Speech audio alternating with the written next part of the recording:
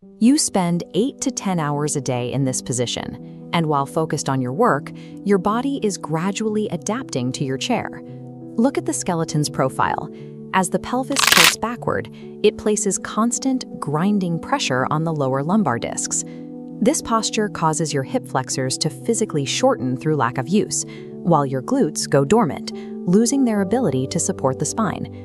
We are going to counter these specific changes with a 5-step sequence designed to target each point of failure in just 5 minutes of active movement.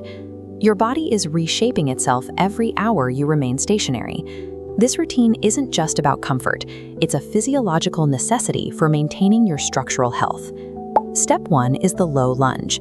As you see in this overlay, the psoas muscle runs deep through your core. To stretch it properly, tuck your tailbone downward as you shift forward. The psoas is the primary tether between your legs and your spine. When it stays tight, it pulls your lower back into that painful seated arch. Now move into step 2, the pigeon pose. This is a targeted release for the glutes and outer hips, which often stiffen after hours of inactivity. Pay close attention to this graphic.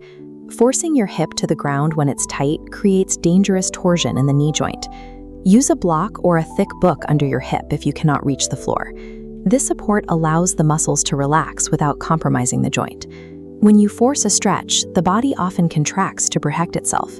Using support lets your nervous system finally release the tension, which is how you build real mobility. Step 3 is the 90-90 stretch. We use this to restore internal rotation, a range of motion that most chronic sitters lose entirely. Internal rotation is essential for the femur to move freely. Restoring it is a prerequisite for basic human movements, like walking or squatting without pain. Moving into step 4, we have the active lizard lunge. This is an active step that most people tend to skip. Avoid staying static here. By making small, circular motions, you stimulate the production of synovial fluid to lubricate the socket and help thin out the fascia that stiffens when we sit still. Active movement ensures the tissues within the joint capsule stay hydrated and responsive, rather than adapting to a fixed seated position. Finally, step 5 is the malasana, or yogi squat. For most of our evolutionary history, this was the standard resting position for the human body. Use your elbows to pry your knees open. As your weight drops, you'll feel the lower back begin to decompress as it finally moves out of that seated slump. This sequence regularly disrupts the patterns of desk-bound stiffness, helping your body maintain its natural alignment despite the demands of a modern workday. You should feel an immediate sense of space in your hips. But this also highlights how much work your physical foundation might actually need. If you are serious about starting yoga properly without the cost of a studio, I've developed a digital guide called The Art of Serenity.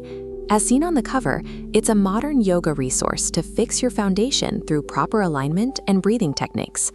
The guide includes daily sequences, mindful meditation, and pranayama breathwork to calm your nervous system. You can get the full guide today for the cost of a single coffee. It is a simple value trade for a body that actually moves the way it was designed to. You can find the link right at the top of the video description. Consistency beats intensity every single time. Grab the guide, use these 5 steps daily, and I'll see you next time.